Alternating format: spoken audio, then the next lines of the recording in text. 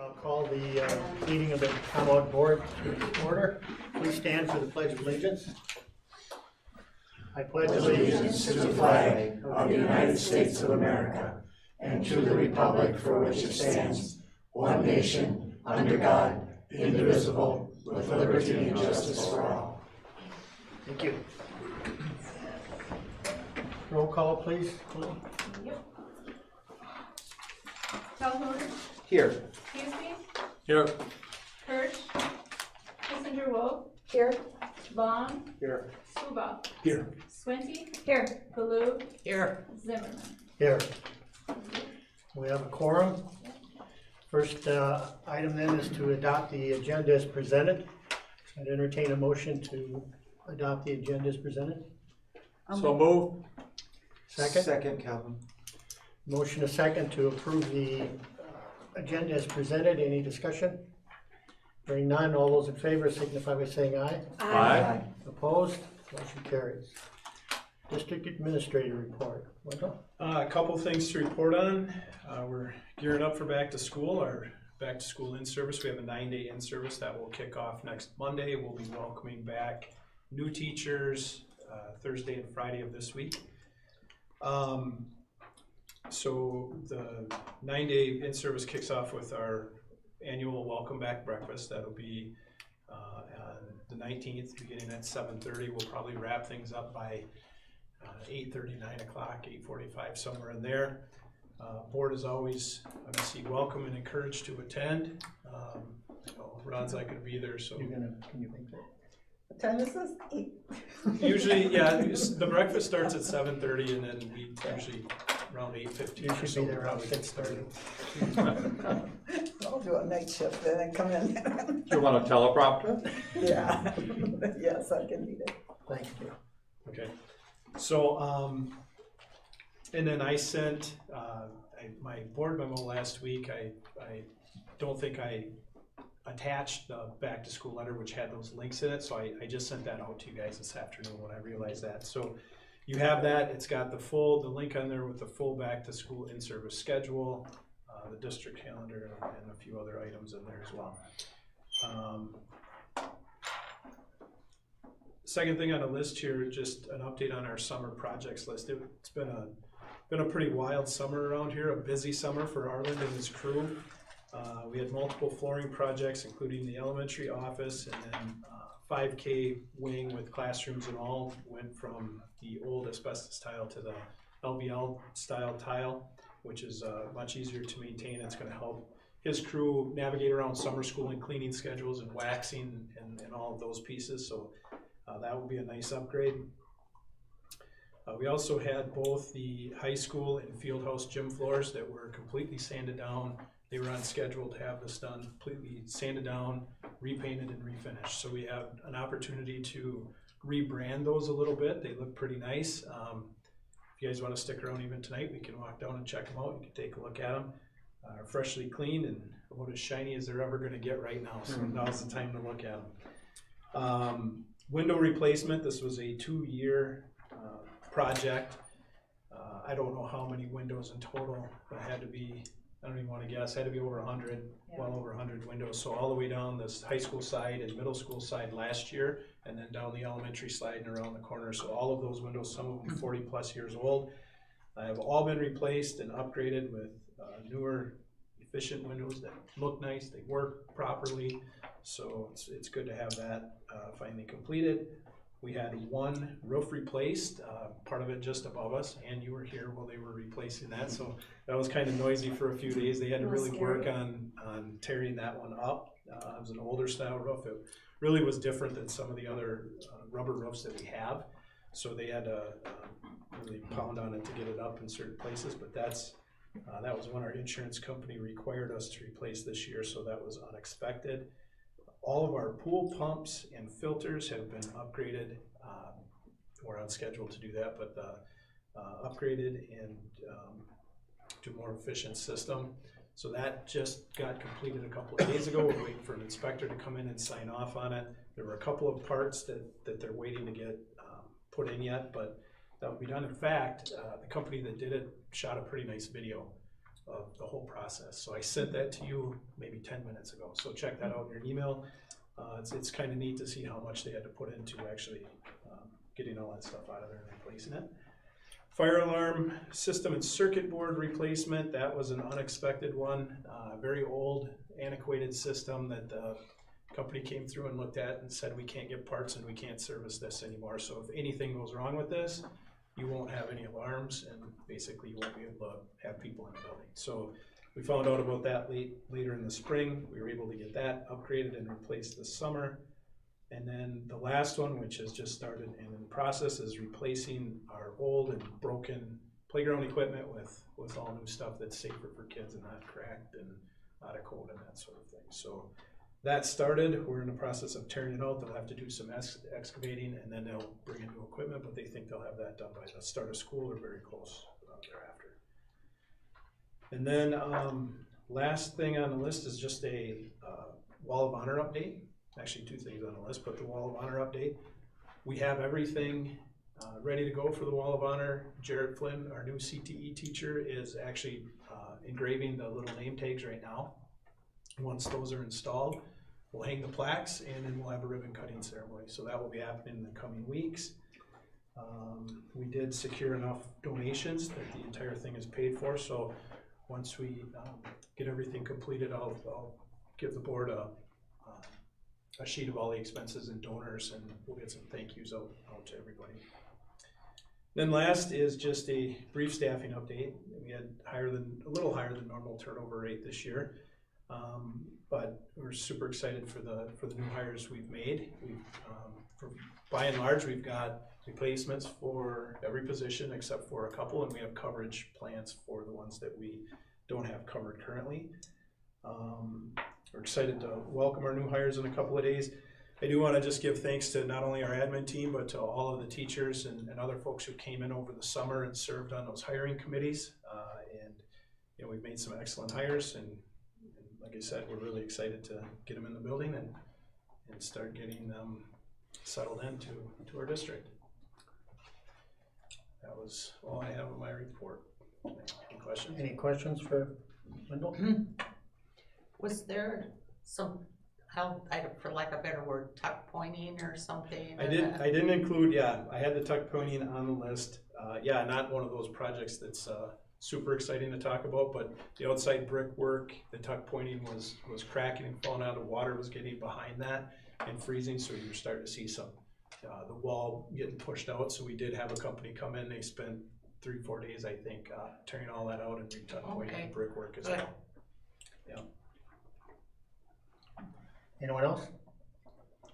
Okay, if you haven't had a chance to see it, the Wall of Honor, and it really looks good. I can't wait to see it when you get everything else up. But I saw it the other day, and I think it's going to be pretty impressive. It's the whole, even on the other side with all the plaques and stuff. That's nice to see instead of stuck away in a closet someplace or a shelf. It's nice seeing them out like that.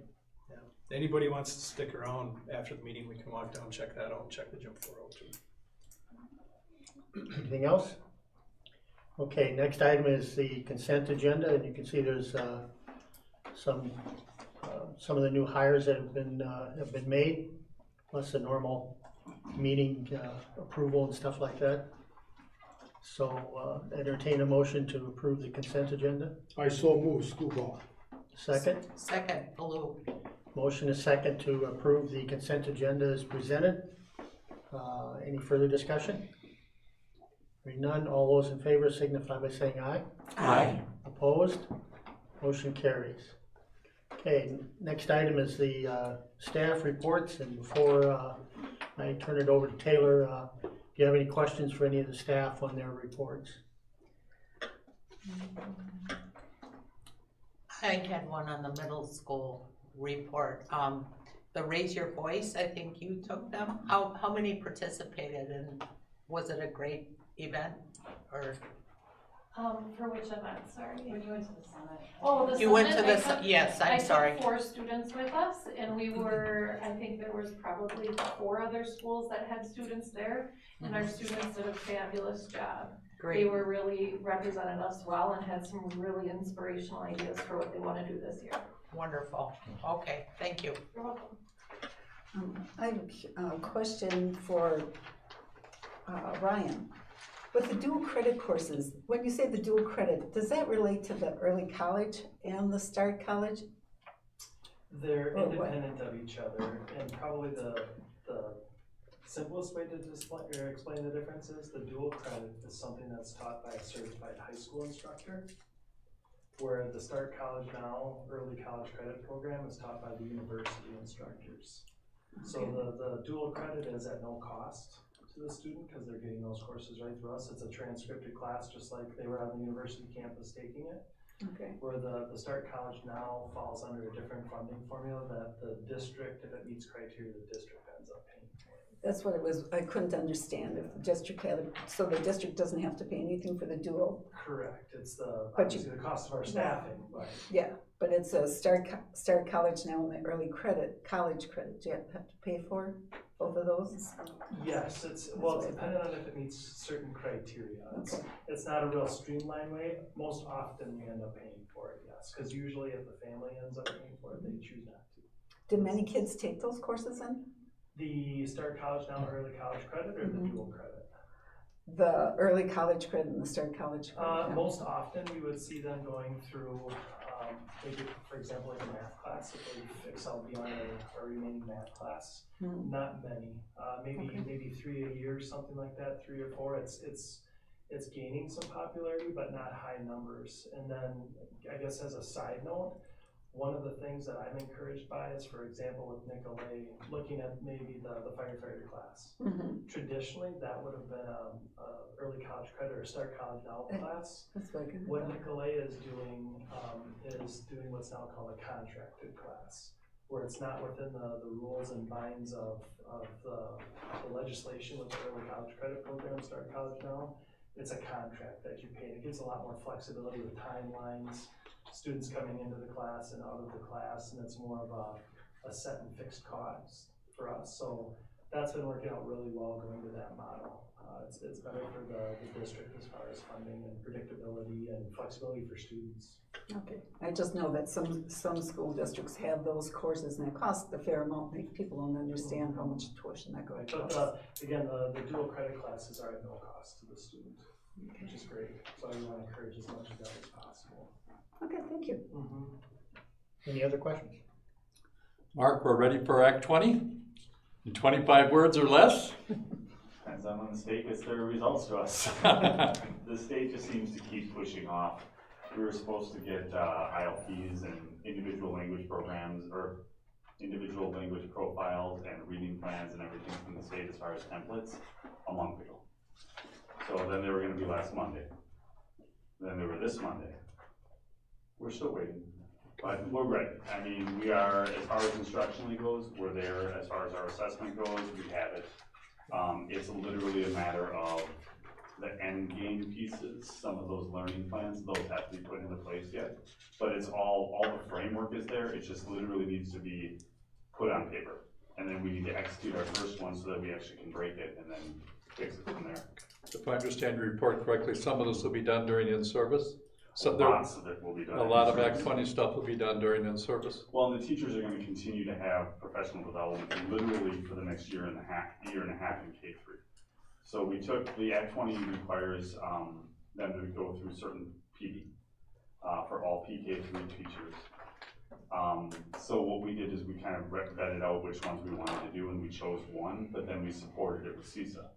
And to save the teachers, a lot of districts go, well, we're going to send you through 2 weeks of training right now in the summer. And to kind of give the teachers a little breath, we took it and said, we're going to do this over the next year and a half. If you come late, here's how you catch up. If you decide to leave for certain reasons, here's how you can finish your own and you're not out. But it's going to be a year and a half, and we're going to support them through that process. That way it's not overwhelming for them. Thank you. Anyone else? Okay. Community education update, Kara? Yeah, and I don't have a presentation quite prepared today. It's been a little busy. So, yeah, I'm getting the fall programming ready right now, and that entails a variety of different classes that I've been working with instructors behind the scenes over the summer. So I'm not gonna share any specific details tonight, if that's all right with you guys. I'd be interested in talking about that later though, beyond the meeting, just because I don't wanna share anything out to the public before it's launched. Looking at getting registration launched at the end of the month, so stay tuned for that. I'll be advertising multiple ways for the different classes and how people can register for the classes.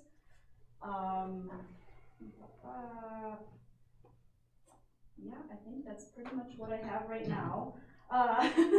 So yeah, just a lot of behind the scenes work on getting instructors set up to teach the classes, working around locations, facilities throughout the school, dates, times, all that stuff, getting all the paperwork completed. And then in other news beyond community education, I've been doing a lot of research and development for implementing a STEP program, so the Senior Tax Exchange Program. I think we talked about that the last time I was here, and been speaking with Sherry about that, and so I apologize, we need to touch base again soon about that. But yeah, kind of waiting for community ed to get shifted into gear, and then looking into focusing a little bit more time on implementing that program and letting the public know what it is, how it's going to work, and being a little more transparent with wanting to start it in the elementary school to start for volunteers, so that people can come into the school, you know, they do their background check and everything, and they're able to volunteer with the students in the capacity that is needed. So just a little bit of legwork going on with that yet, and hoping to launch that sometime yet this year. So that's what I have. Any questions? Okay. Do you have a projected number of courses that you're targeting to be offering in the So I fall? couldn't really give you a number because some of the classes are gonna have multiple sessions. So I guess with that being said, there's a variety of fitness, art, educational classes that are gonna be offered. So, yeah. Yeah. And hopefully, I would say, you know, I'll be eventually advertising for winter, spring classes a little bit more towards like December. And it's not gonna be as robust this fall, but hopefully by the time we reach winter, spring, we'll have a little bit more robust programming. Let people know what it is, and then, yeah. Taylor, your response to me might be beneficial to the board, but did an excellent job. I had questions, you answered them beautifully. Maybe if that email went to other members, it would give a clear picture of what you're doing behind the scenes. Yeah. So that it's a lot of work And to you can set. share that with everyone. If that's so they okay, I can will. see. Go right ahead, All right, yes. thank you very much. Yeah, no. Any other questions? Anyone else? Okay, thank you. Thank you. Okay, next item is to approve the student handbooks for elementary, middle, and high school. Any comments on that at all? The only thing I would add as a comment is, you know, the handbook updates over the past 3 or 4 years are really, Neola's got much more control over that than what they had in the past. Neola does our policies. And they give us a template, they give our principals a template every year with any updated language, updated policies that need to be referenced. So you've seen the transition, those of you that have been on the board for a while have seen the transition of our handbooks that used to be much more where it was just language written by the principals over the years or the teams over the years to now having a lot of technical and legal language that we're required to put in. So that stuff is all still in there, but in addition to it, there's a lot of other things. So they've gotten a little longer than what they've been in the past, but that's not necessarily by choice, it's by necessity. So as you look through them, you probably noticed a lot of that. Okay, any questions? No, but I do have a comment on the high school one. You might want to look at, there's 4 different places that it makes reference to Wendy still in there with her email address. And I can give you the pages on that. And also it refers to a policy that we don't have on asbestos. So we should probably look at that unless you want a policy on asbestos in there. But if that came from Neola, they probably pulled what they had, and I gotta look at the policy stuff, come on. So we should look at that, so we take 8431.01 about asbestos off or whatever. It's just a real short one. Okay, anyone else? Okay, can we approve these in one motion, or? Yep. Okay, and entertain a motion to approve the handbooks for elementary, middle, and high school. I'll second. Okay, motion is second to approve the handbooks for elementary, middle, and high school. Any further discussion? Hearing none, all those in favor signify by saying aye. Aye. Opposed, motion carries. Okay, next item 10, the seclusion and restraint annual report. That's attached in part of your agenda. Any comments on that at all, Wendell? No, this is just For information. something for informational purpose, no action needed. Wendy supplied this before she left the district, so you can, just records the number of incidents over the course of the year of both seclusion and restraint in each of the 3 buildings. Okay. Next item is to approve the MOU for district medical advisor. Okay. It's gonna help me out here. What's an MOU? I don't know. Memorandum of understanding.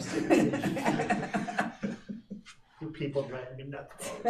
Hey, that's across the board, we can do, that's All not right. just school related. Okay. All right, well, thank you.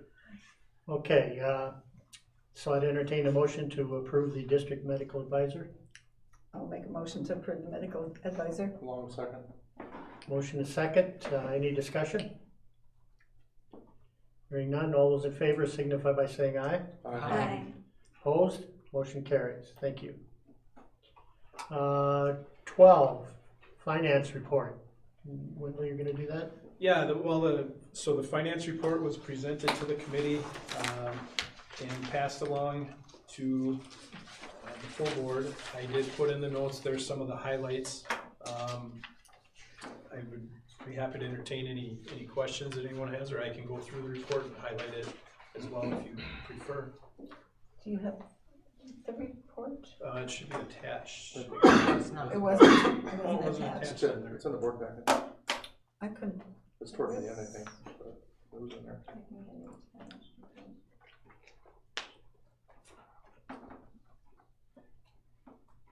I've got the 24-25 budget in there. Yep, that's the preliminary budget. Yeah. But not the one not the fourth quarter. Okay, do we have any hard copies that we usually bring in for? I think the bottom, was that Q4? Did you see it? Why wouldn't look for it right away? 'Cause I can pull it up and I We can, need this. We reviewed it at the meeting as well for operations and finance. Yeah, I didn't see it attached to those minutes either, so. so I'll attach and send you a copy, but I can just hit some of the highlights. And I did put in the packet, pull it up here, some of those things, some of those items.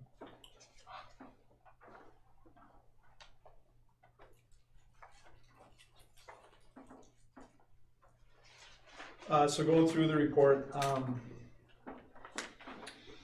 so basically the revenue portions for ending up in Q4 were very close to what we had budgeted.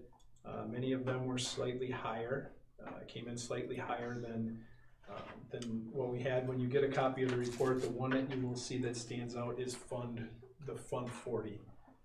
Which shows like a 6,000% or 6,400% increase, but that was due to the $1.2 million transfer that we made a couple of months ago from Fund 10 into Fund 46 to cover a couple of projects. Other than that, everything came in pretty close. It is actually, don't mean to cut you off, one, it's on our board book too, if you go back to the operations and finance committee meeting, Is it? the reports. Go to the other On that meeting. meeting, yeah. Okay. I'll add it to them. Okay. Thank you.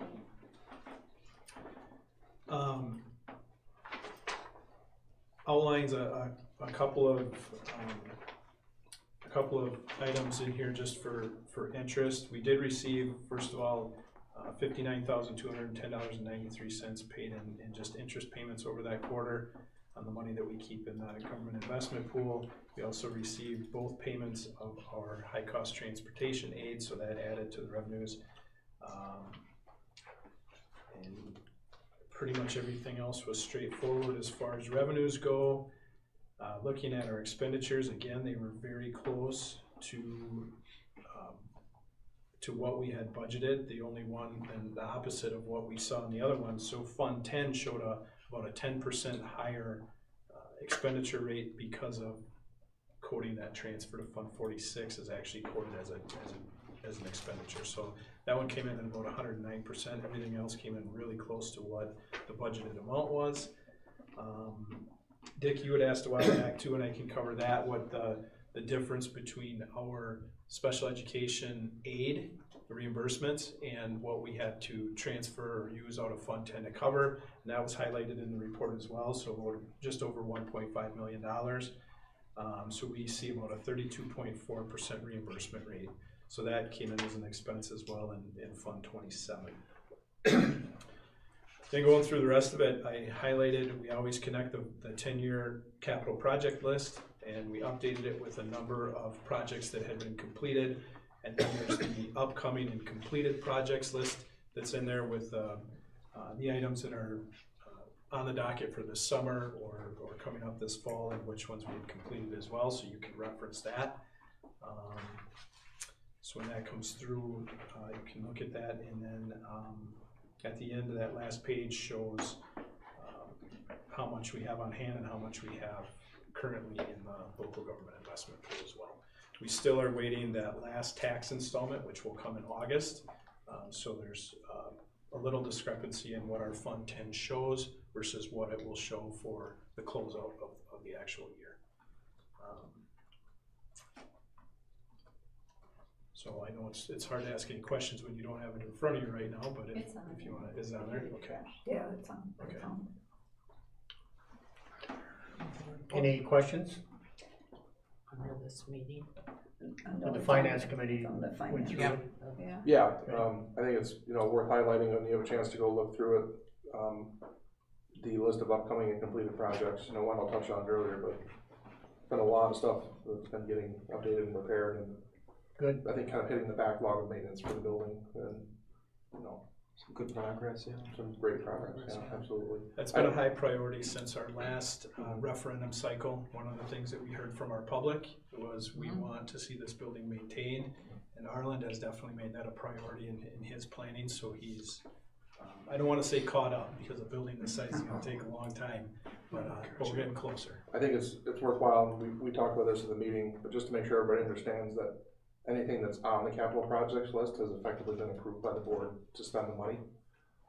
It's obviously one to report when they actually do spend that, but nothing on this list requires any additional approval from us. If they have the ability and they need to do it, they just write a check and here you go, get it done. So anything on the list could be done at any time. Okay. Any other questions or comments? And I'd entertain a motion to approve the finance report. I so move, Slendy. Second? I'll second, Calvin. Motion is second to approve the finance report. Any further discussion? Hearing none, all those in favor signify by saying aye. Aye. Opposed? Motion carries. Preliminary budget for 24-25. So this is attached in there, and we had our audit last week, so this was not completed in time to present to the board, so I'll highlight just a couple of items on here really quick. The first thing I guess I'll say is this is a preliminary budget. So it's based on a lot of things. We have to put this out at this time of the year, but none of the state allocations as far as aid are completed until mid-October, so this is subject to change based on a lot of things and a lot of criteria that could come in. Many of the items that we have to plug into our revenue limit worksheet are based on a best guess, so to speak, as far as what property values will come in as far as what they increase this year and that sort of thing. So Sandy does a really good job. She's got a lot of experience in doing this. These numbers could fluctuate, but they've held pretty true the last couple of years, pretty close to what we've had in our preliminary budget. So in saying that, the good news is the district's in good financial standing. This is the last year, obviously, of our referendum. We know that, but with our referendum and with the state allocations that we've had the last couple of years, we have been in a position where we've been able to hold the school levy portion of the tax for our district at large at the same level. So taxpayers saw an increase the first year that the referendum went into place, and then each year after that, we've been able to be in a position where we could under levy in order to keep that amount the same for the most part across the board. So And we're poised to do that again this year. A lot of that is due to equalization aid increases that we've had from the state. We've also had, in the last biennial budget, we had a low revenue limit increase, which afforded us the opportunity to basically tax our community more. It wasn't more dollars from the state, but we also had a per pupil increase of $325 per kid, which was pretty impactful. And then on top of that, this year, another $325 per student. So with all of those things together, we were in that position where last year we underlevied by around $400,000, and this year it will be a little bit more than that from what our actual taxing authority would be compared to what we need just to operate the budget based on this, or to the district on this budget right here. So we're in a good place, and I think going into a referendum cycle, I hope that our public has seen that we've been frugal. We've been able to invest in certain places in our district, but also save money in others, and so it's led to a pretty good financial standing for us. So going through some of the highlights of the budget itself, if you look first and foremost, you'll see a couple of discrepancies if you look at this. So under revenues and sources, you'll see, so federal sources, source 700. Last year was just over $1.2 million. This year is 600,000, just over 600,000, almost 609,000. That number decreased primarily because ESSER dollars have reached their limit. So we don't have that money coming in from the federal government, so obviously that is a lower revenue amount in that area. If you jump down to expenditures, one of the biggest discrepancies you'll see is in line item with function 400,000, non-program transactions. And you see last year it was 3.449 million. This year it's 2.5 million, and that's primarily due to that $1.2 million transfer to Fund 46. So again, that's reflected in this budget too. And then if you drop down, the other bigger ones that just to highlight, you'll see our food service fund, which we talk a lot about. Our food service fund grew pretty rapidly during COVID, just because of money coming in and how food was paid for and addressed by the federal government. So we've amassed a pretty good fund balance there. We've used that fund balance to offset food costs for our families. So we have our fund balance currently is higher than what the DPI allows, but our strategy in paying that down is to supplement and keep our food costs for our families lower. So we'll be spending that down over the next couple of years. We've also invested in 2 industrial dishwashers and other equipment that we'll be upgrading as we go through. Then lastly, if you look at one of the very last lines on the second page, you will see where we come in with our total taxing authority at $14,537,545, compared to where we were last year, where we saw a slight decrease. That's where we will, once the final numbers come in, look at that and figure out the amount that we will under levy for this year if things stay the same, in order to keep that school levy equal to what it was last year and the year before. So like I said, if all things considered, the good news is going into the new referendum cycle, we've talked about this, but we're going to be able to, looking at our projections, make a $3.25 million referendum work for our district for the next 4-year cycle. So even though we've seen massive increases in inflation, how much it costs to heat our building, the prices of contractors who come in here to fix things, we're still going to be able to stick with that number and not ask or go to our community for a higher number to fix that. Come on. Good. Any questions or comments? Okay, then I would entertain a motion to approve the preliminary budget for 24-25. Second? I'll second. Kissinger Wolf. Motion second to approve the preliminary budget for 2024 and 2025. Any discussion? Hearing none, all those in favor signify by saying aye. Aye. Opposed? Motion carries. 8th graders to Washington, D.C. All right. So, let me just quick get logged in and I'll get this fixed up. But I can start while I do this, I think I can multitask. But I'm Cassie Cerny, I'm the school counselor at the middle school, and this summer I had the just amazing adventure with my 8th grade son, with his middle school, to go on a DC trip. And we went to DC and Philly and New York, and unfortunately they didn't have enough students to go. We were supposed to go to Boston, but we had to cut that day out just to make the trip not more expensive for the families. But the experience was phenomenal, and the organization and education and the safety features that were put into place just really got my wheels rolling. And Mrs. Boulder and I, Mrs. Coleman, had a lot of conversations about how do we get this back to Tomahawk, because we know it used to be something that was done, but we wanted to see if there was a way. So I have been able to, well, first I'll share some of the highlights of the trip that we did was we got to go to a Broadway show, we went to Arlington National Cemetery, we went to the National Army Museum, we got to go to an Orioles game, we went to all the memorials, and we got to go to Ground Zero and the 9/11 Museum. So just a little bit of fun of what we got to do, but that you notice some of the pictures are myself and my son, and the other group are the group that I actually chaperoned. So I didn't, as a parent, get to be put with my son, but we got to move kind of closely together as a group. And it was really one of the most amazing experiences I've got to do with them.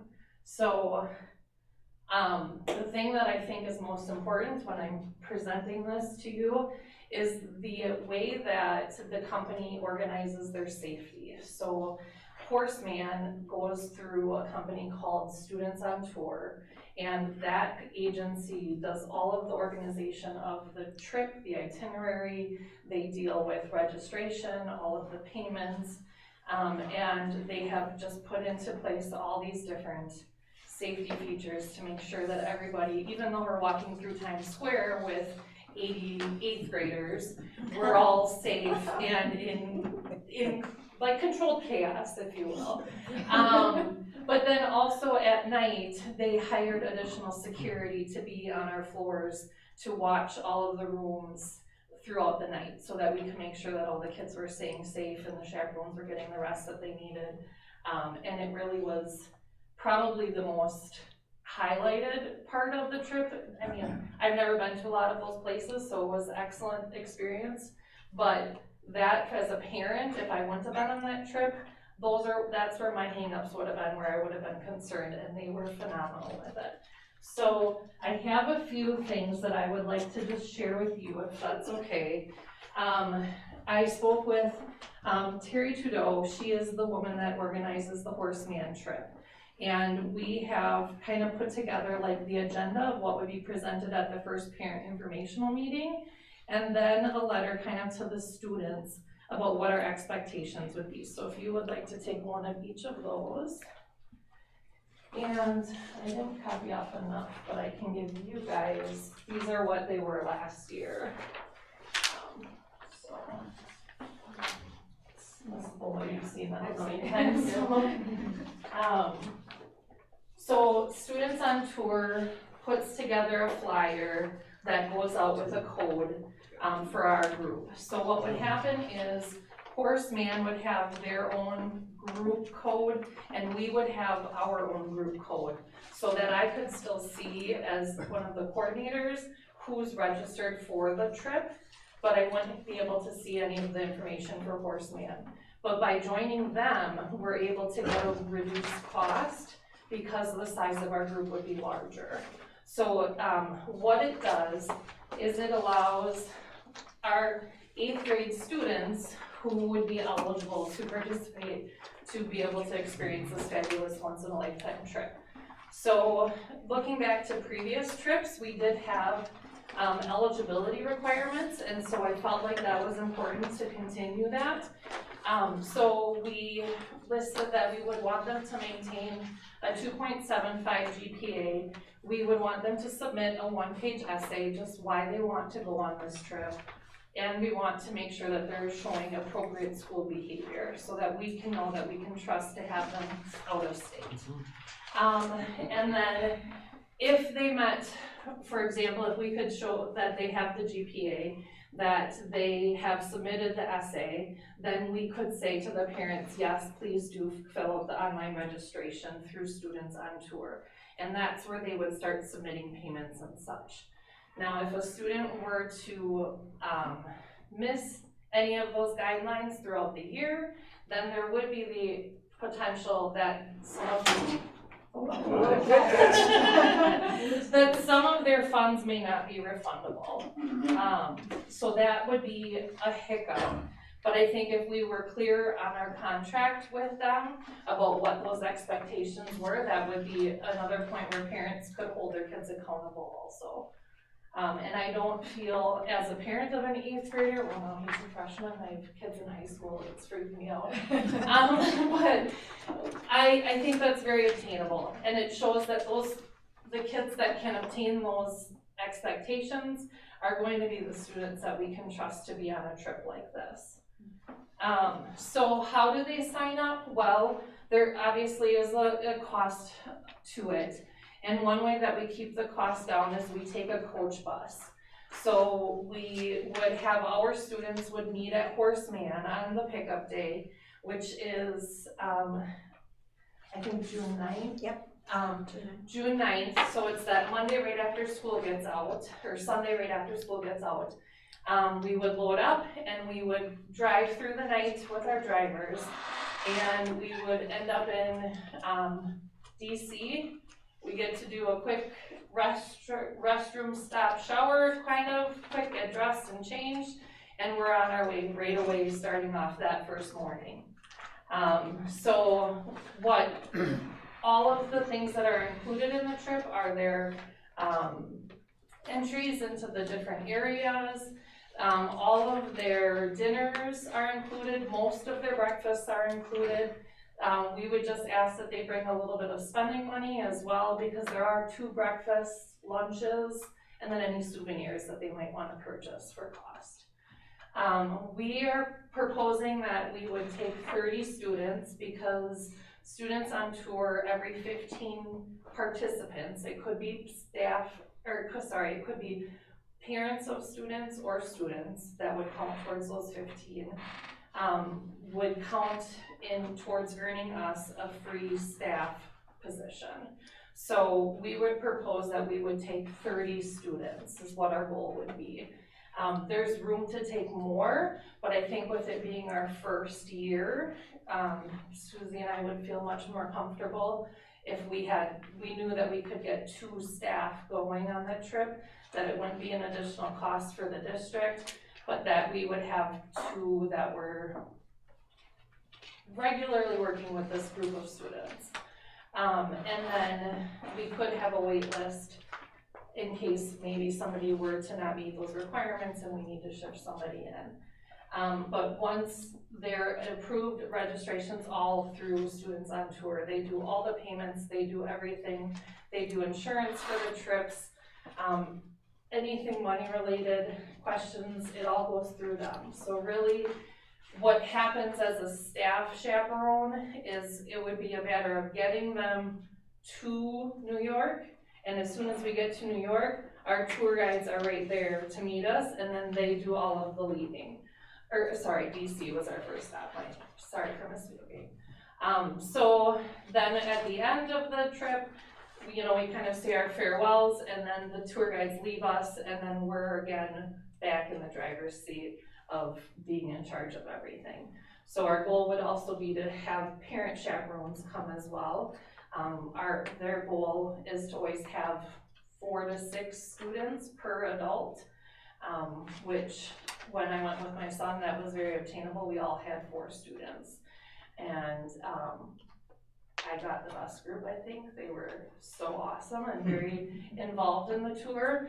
And my son was in a different group, so that group was fun, but that was not who I had to deal with. So I just think it'd be a really great experience for us to be able to bring this to our students, because there's so many different aspects of what they can learn from it. So like when we look at educational factors or social factors, some of our kids have never had sleepovers at other people's houses.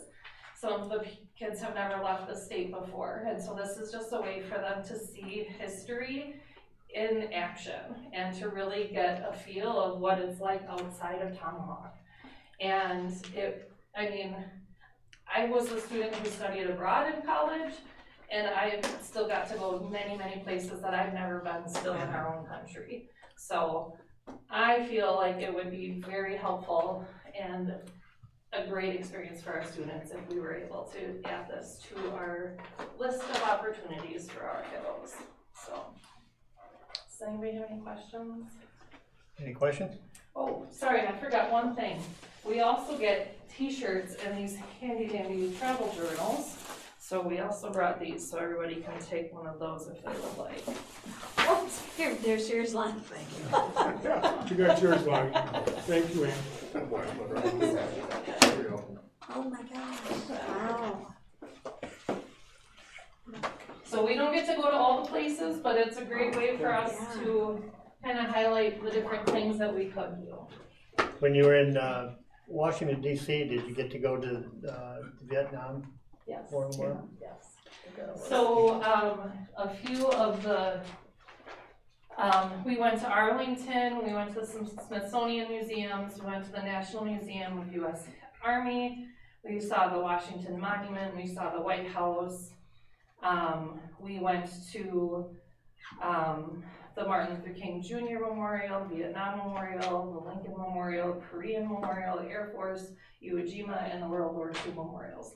So it was like you were never stopping, you were constantly going, and Terry has put together an exceptional itinerary for these kids. She's been doing it for over 15 years. She has tweaked it to figure out how to keep the kids interested, how to keep the adults interested, and how to just bring it all together. And those kids had a blast, and it was so good. There was no behavior concerns. My son's room was the only room that got tape on the door just to make sure they didn't escape at night. But they never did. But they definitely saw the tape on their door the next morning and realized they were being watched like hawks. So, but they take measures into whatever they need to do. So it was a great thing. The other thing to mention too that I didn't bring up is Students on Tour has an affiliate company that is like Christian tours, but Students on Tour is very separate of that, and that was one of my concerns too, going into a public school field trip with my child, but that was not something that was ever brought up. It was always stuck to the facts and the history and everything else, and it was a completely separate entity. They just felt like they needed to bring it up to let you know in case you went on their website and got a little bit concerned about what they might be presenting. So, is this tour open to disabled people? I would believe so, yes. Okay. Cassie, did you have to deal with anybody like with COVID on the tour? We did not. It was after, so there weren't any masking requirements or anything like that. We didn't have anyone that got sick on the tour. We had a couple students who had some moments of anxiety, and so lots of phone calls and conversations with the staff, but they had staff that knew them well. But otherwise, we didn't have to deal with that. I'm curious, what Broadway performance did you see? Oh, we saw Back to the Future. Okay. And I was not excited about it, but it was amazing. I was really hoping that we'd go see something like Lion King or, a big one. Yeah. But it was one of the first opening weeks of the show, and it was phenomenal. Yeah. Cassie, do you want to mention, even though we're partnering with Horace Mann, we have our own separate stuff? Yes. You know what I mean? So even though we would be tagging up with Horace Mann to reduce the cost for more kids, we would have our own, Tomahawk would have their own bus and stuff like that.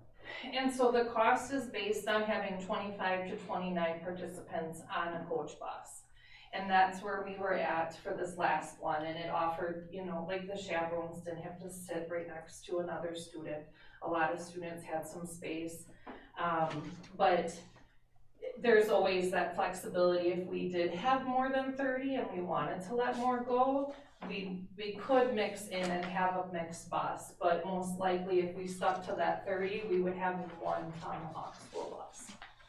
So they would be along with staff and adults that they would know better and students that they know better. And then did you just want to mention like the payment, like it's not all due at one time, like it's. Yep, I think that was also on the agenda too, but there's like, once they go in, they have to put in a down payment. I believe it was just over $300, and then it was monthly payments after that. And Until parents April. can go online and give a Yes. credit card. Yep. Our grandson just came back from Germany. And actually, the awesome thing too is we would start with this in October, Yeah. but family members can log into the account also and gift money towards the Right. trip. So that's a great way to highlight like Christmas gifts. Yeah, I get it, I know what you're Yeah. talking about. so, That's yes. that was how a lot of the holiday gifts were given in our Yeah. household. Was Xander got money towards his trip. So.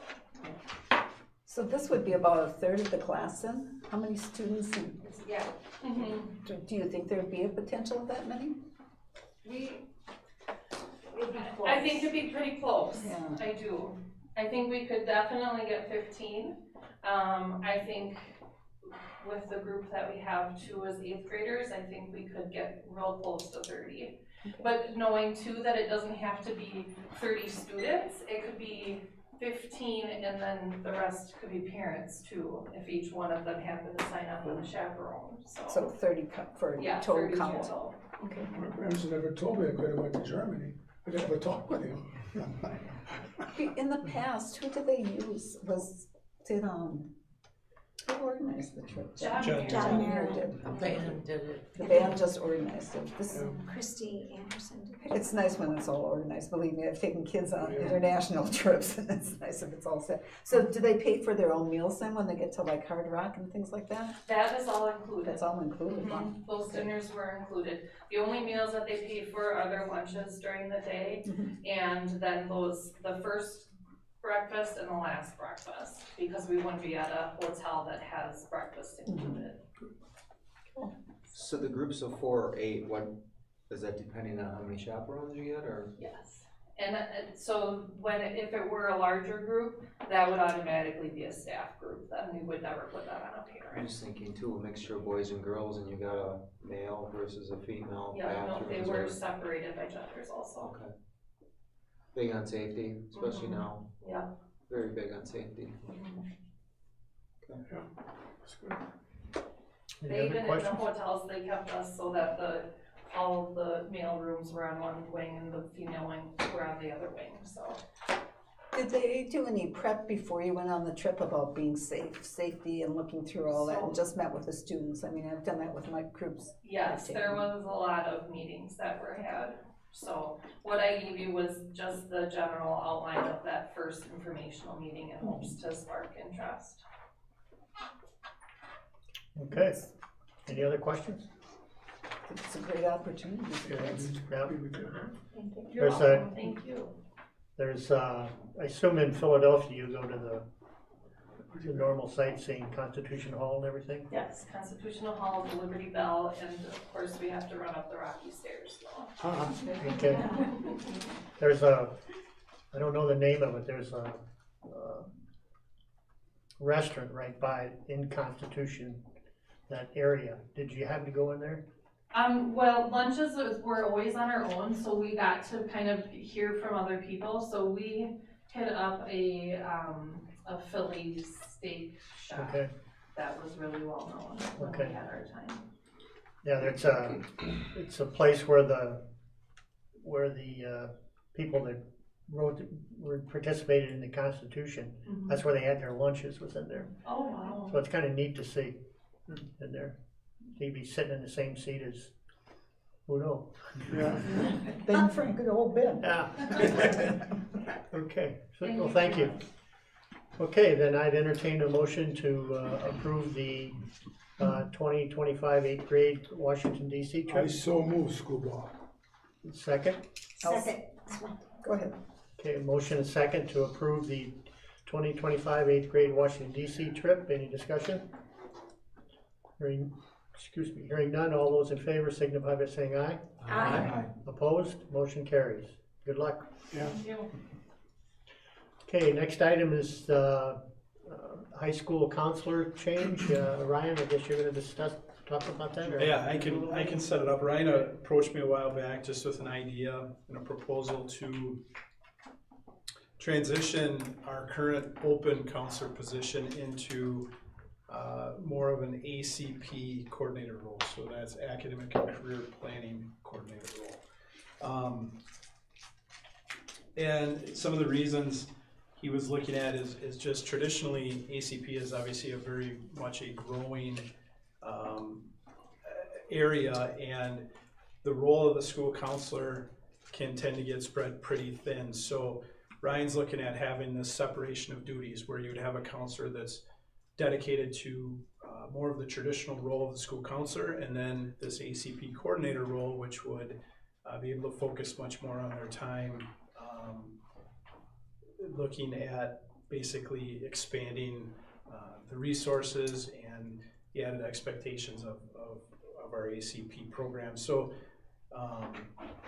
the ACP coordinator would typically be dedicated more to focusing on exposure to different career paths, to providing experiences within certain career areas for kids that were interested in those areas, connecting community resources, or connecting with them, but also connecting them to our classroom teachers and be able to dedicate the majority of their time to ensuring that those opportunities can come into our classrooms as well. And I guess with that said, Ryan, I'll turn it over to you to take it a little deeper and answer any questions. So everyone has a draft of the job description, correct? You able to see that? So I think Wendell set it up very well in recognizing that you see more and more throughout educational systems, the same person that traditionally did a job being spread pretty thin. And that's happening because of the importance and the highlight that's happening within their job responsibilities. So one of the things that we've really been trying to promote with academic and career planning, that it's not a counselor initiative, it's a whole school district initiative. And without a doubt, counselors have played a significant leadership role in that because they have historically been that person that worked or very closely with students on thinking about their future plans and ways to get there. So we know that area and that emphasis for students has become a growing need that needs more time, more resources, and looks very different than it did in the past with the number of programs that students have access to, as well as the need for all staff members within the building to play a bigger role and being more intricate in how for example, in a high school, how their content area fits into possibilities in students' futures. So looking at that and also recognizing that the continued need for mental health and support through a counseling role is growing as well for students. And when you see that dynamic happening in both directions, that traditional position of the counselor is stretched very thin. So you'll see districts have moved in this kind of a philosophy where we're trying to have more of a specialist for the academic and career part, working very closely with the counselors, but obviously working very closely with all staff members on a more full-time basis, making those connections with the building, having that ability to, with businesses, having that ability to work with us even in curriculum planning and using information that they're seeing and bringing resources in, and still having that relationship with how the counselors would work with this person to help connect students that they're talking to within their job scope with this person and the other resources that are available. So it's not completely changing the counselor role, it just looks very different in how they're connecting with this more of a specialist that's at that larger scale level. So this position, as I had said, has been very successful in a lot of districts where they've gone to this route. For us, it would be something new where you could really specialize that piece. And I would say for me, looking at my job responsibilities that go beyond the high school principalship, this is a great partner for me to be working with and expanding on, because while I might drift off to a different need within our building, this person's still working on those components of academic and career planning that we're trying to accomplish as a district and as a school. So it's a really nice bridge position as well between a lot of different people within the system. What sort of work would this person do with local business? Everything is a short answer, but in terms of, you could be looking at them as looking at partnerships with what their needs might be within their business, helping us identify job skills that we want to incorporate into a class. Looking at, another example would be looking at potential for work-based learning programs in partnership with those businesses for youth apprentices to be working within their different scopes. It might be something as simple as organizing different kinds of career tours and explorations, job shadows, where they can align students with particular businesses and those resources that they're going to provide. So I look at this as something that can continue to grow the opportunities that we have, because they can commit fully to the aspects of the academic and career planning process, where they can connect people. Would you also look at opportunities outside the community if a student had an interest that isn't in Tomahawk, whatever it might be? Definitely, I think might be in Madison or in Green Bay or somebody. I think there are those there. The nice thing is Tomahawk has a great representation of businesses that apply elsewhere. So that's something I think that's unique about Tomahawk, is we have that working in our benefit, that they can get a local experience that translate well statewide and nationally. But yes, I mean, they'd be connecting with post-secondary institutions and looking at different opportunities to set up our different campus visits and things of that nature. I mean, a lot of those things are activities that would be facilitated often through our counseling department. This is kind of the expert that this is the type of thing they do all day long. I just think it's kind of helpful to a student who's interested in one particular area, what it might be, Sure. that they get exposed to more than one business in it. You know, let's say I'll pick on one, say it's engineering, and they go to the paper mill. Well, they could do the same thing, going to Harley Davidson, going down to a plant in Wausau or something, to see how they how that different types of things that they would be doing or could be doing. Absolutely. Okay. Agreed. Are these positions in other schools that you're aware of? They are. Okay. I would say it's the trend is growing quickly to have this type of a person. I would say a little bit of it might be dependent on the school size. Okay, so I would give you an example. If you look at someone like a Wausau has a full-time career and technical education director. That's a full-time position for them. Often they bridge some of these items that you'd see this position doing. If you scale down a little bit to, for example, Rhinelander, they don't have a full-time CT director, but they have this position that's helping to bridge that gap. So some of it is district specific in the resources they have available, but I think you would see these job duties being performed.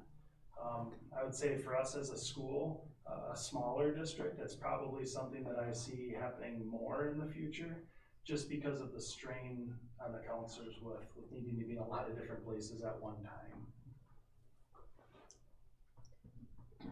Anyone else? You mentioned, I had one quick, if you don't mind, on the youth apprenticeship program. Is that like gonna take like the workload off of others then in a way? Like, So, doesn't Allison? Allison does a fantastic job. And as you know, and has been reported out on yearly, that we have a really good youth apprenticeship program, and a big part of that is because of Allison's work. And so this would be, another example would be, we have about 40 students per year that are in youth apprenticeship. Mm-hmm. It's really difficult for Allison to work with more students than 40. She has 1 hour a day to be working on youth apprenticeship. So this particular position would definitely be jumping in and helping to grow that program, because of having the ability with a flexible schedule, more resources, and often they're going to be working with businesses on related items that they can naturally be talking about youth apprenticeship and helping Allison with that piece too. So definitely. I've thought she's always done a great job. Excellent and how job. does she do it? And Tomahawk has a Braglow YA program. It's going really well, and I think this only makes it that much better. You can take it to the next level. Dick? I'm fully supportive of this position. However, the district, I think financially, has the potential to have this position and retain the guidance counselor position. And I kind of have 3 reasons for saying that. The first one is, this position still does not meet the emotional, mental health needs of students, the testing that they do, how that testing applies to careers they may choose, that sort of thing. The traditional role. So number one, I think we still have a need for a counselor. Number two, we've had difficulty finding a counselor. I personally would leave the job open and continue to search for a counselor, because we know how hard they're to get. And the reason I share that is, I'm not suggesting that Mr. Ryder is going to retire, but he's rather long in the tooth. And I think it would be good for the district to have a person who works with Dan, because we know he's effective and he does a great job for us, and get the lay of the land here in the Tomahawk School District, both from a student standpoint and a parental standpoint. I think that'd be positive. And what if Dan gets sick? You know, I think we have to think about the fact that Dan may not be to work every single day next year, and we would be without a counselor at the high school level, where I think it's absolutely critical that there are persons to talk to in addition to this person about their family life, their personal life, their family life, their community life, and then their work life in the future, which this position would certainly deal with. So I myself would, for those reasons, I would say I would look to the district to have this be an additional position, not a joint position with the existing counselor. Now, initially it can be that, obviously, but I would continue to search for a counselor. Just my viewpoint. Does that work? Go ahead. I was thinking the same thing, because, I mean, we all thought it was important to have 2 counselors at the high school, and that's why we added that. And we know the reasons why, the mental health issues, as well as all of the career things going on. So I in my career, I always, you know, when somebody said, oh, we're gonna take that position and we're gonna change it and tweak it and add more responsibility, it always was frustrating, because then you're not really doing it fully. And I felt like that we need a separate person for that, and keep our counselor, our school counselors. Was there any way that the counselor can work with the other middle school and elementary though? I mean, that they can be shared? Because, I mean, sometimes there's, I know, well, we heard last year all the stuff that went on in middle school and elementary school and how they needed help. I mean, did they have to stay in the high school? You're talking about 2 counselors up there, but what happens if all of a sudden you find out during the year that there's a lot of issues going on in the middle school? I mean, you should be able to shift that person around, but they're not just staying in there if you're looking at another person. I think Ryan would agree, there's probably more flexibility in using this position to cross into the elementary than it would be with a counselor. But the ACP, I think, would definitely have a role to play in that. Well, I think we need this position. My vote would be to approve this position, but I don't think we should have it be a replacement. I think it should be in addition to staff, because of the things that you mentioned. I can't believe that Dan has a lot of time to deal with student emotional needs in the spring of the year, when he's dealing with college registrations and giving guidance and direction to, you know, students who come in and ask about Eau Claire and Platteville and whatever, all the other things, all the testing that takes place, and relaying the results of that testing to a student and say, you may want to be an engineer, and I'm not telling you not to be, but your grades don't, you know, you've got D's in chemistry and math, that's probably not a good direction for you to go in. I don't see this person saying that to them. I see this person saying, you have a career here, you have a career, I mean, this is the career in chemistry, this is a career in physics, this is a career in math, this is a career in the fine arts, this is a career, you know, in many different areas. That's the job of, as I see it, this person. I think it stops when it starts to be, are my test scores sufficient to support that? Are my grades sufficient to support that? or I've been working with the CTE person, and that person is suggesting that there might be a strength here and there. Do I have that strength? This person won't be doing that, in my opinion. They won't have that's not their role. Okay, so. So I guess I would just weigh in on this for 1 second. So this is what the board should consider tonight. If we're going to look at adding an FTE to the district, it's a much more comprehensive priority need, because there's more than just one building you're talking about. You're talking about adding a position within a budget to the tune of $110,000 or $115,000. So if we're not transitioning to one position to cover into something that's a higher priority we think we can cover, and we're going to talk about doing this, then I think we need to have a conversation about, is that the highest priority area to add an FTE throughout our district as a whole? And that's what the board would have to consider. I just disagree with Well, we you. I would be think both looking positions at- are necessary. I understand in this situation, but you're talking about increasing our budget to add a position. What about an elementary school position, maybe making the elementary AP full-time? Is that a higher priority for the district than adding another counselor at the high school? So it's a much bigger conversation I think the board and the personnel committee would have to weigh in on and look at comprehensively. So for right now, I mean, if I think the question would be, do you vote to approve the transition of this in, and if it gets voted down, then we go back to the drawing board and look at the priorities and kind of where it is and come back with a different proposal. But I think you're placing the board in a terrible position. Why? Because I don't want to approve it as a transition. That's okay, yeah, that's okay, but that's what the If we take that agenda word item out is. and we say we're approving this position for the district, and at the current time, it's filling the job slot in the guidance department. Okay? But we're going to continue to look for a guidance counselor. We're just going to continue to look for a guidance counselor. And hopefully we'll find one in January or February. And this person will do exactly what the job description says. They'll be developing all the CTE stuff. Dan Ryder, the other counselor, will be dealing with this stuff. And if we are able to get a school counselor, I don't want to have that be something we decide on 3 years or 3 months from today. I want that to be something we decide on. We don't even need to decide on it because we've left the position open, and when we get someone to fill it, we'll fill it with them. But we do need to decide on it, because we don't have a budgeted for that position. We have budget for this position. You're right, Dick, you're right. It's not about a budget issue, it's about a priority issue, but with all due respect, I would argue that when an agenda item looks the way it does, there might be a lot of people who didn't come to weigh in on this conversation. You know, so that's not the agenda item. You're talking about modifying the agenda item from what it is right now, and I don't know that we can do that.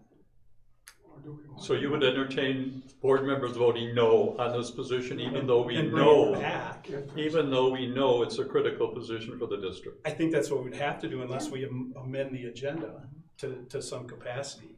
I don't know how. And we've got to look at we other can needs shift too it. in the district, not Right. just one. So here, this is a question that, excuse me, you mentioned this before, this doesn't need to be an issue for the personnel committee to discuss, correct?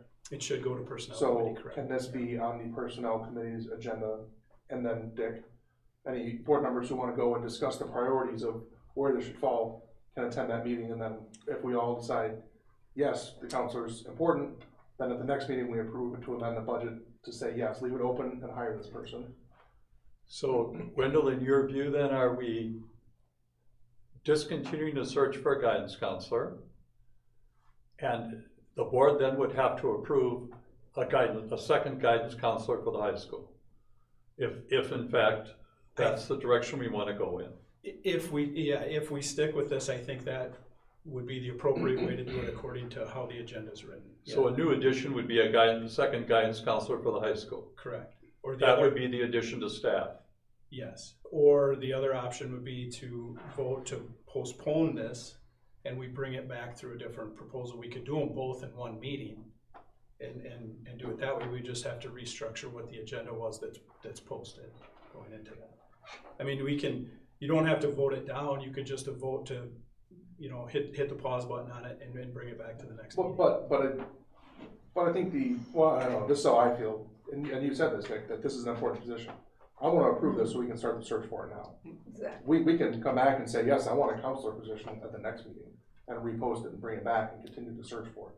But I don't wanna postpone this for another month, I wanna start looking for this person now. So I want, in fact, I will make the motion, if you'll entertain the motion, to approve this transition in this position right now, so that we can continue moving forward with this. And I will second that motion. Okay, I'd like to amend the motion and add to the motion with a criteria that we in fact will review a second guidance counselor position at some point in the future. I'm not sure whether that's in committee, wherever that is, because I don't want that to fall away. I don't want that to disappear from our site. I'm fine with that. Bob, are you fine okay with that, Dave? I am. Bob? You okay with that? I'm okay with that. Okay. So excuse me, and correct me if I'm wrong, the motion is to approve this ACP coordinator change with the understanding that we will be review the need for a guidance counselor in the high school in the near future. Mm-hmm. Is that Perfect. okay? I'm okay with that. Perfect. Okay, any further discussion? I just have a quick question. How long has it been since we had a second guidance counselor?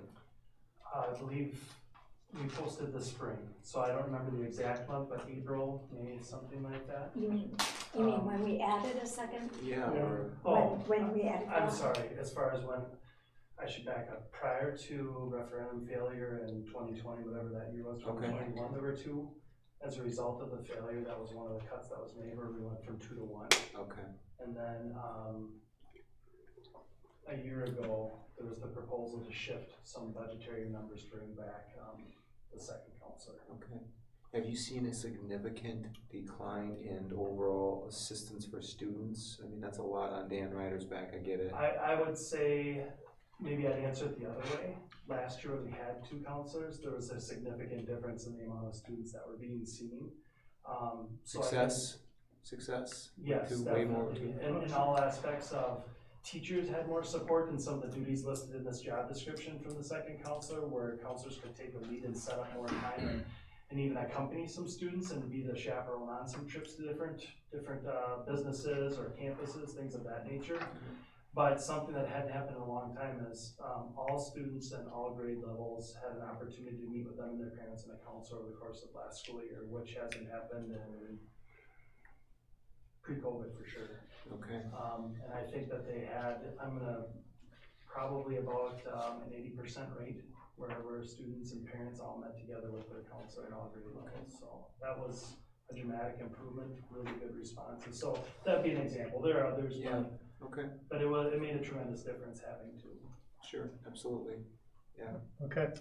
So Any it's, at whatever point, Wendell, this goes on the personnel committee's meeting agenda, can that make sure the entire board is aware, so that, like, I would like to attend, sounds like Dick would like to attend, that meeting to give our input and have that discussion. Yeah, for sure. Okay, any other discussion?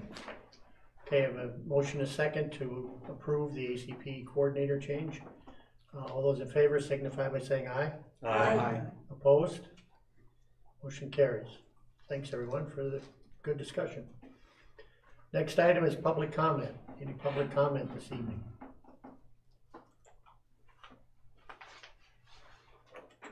Hearing none.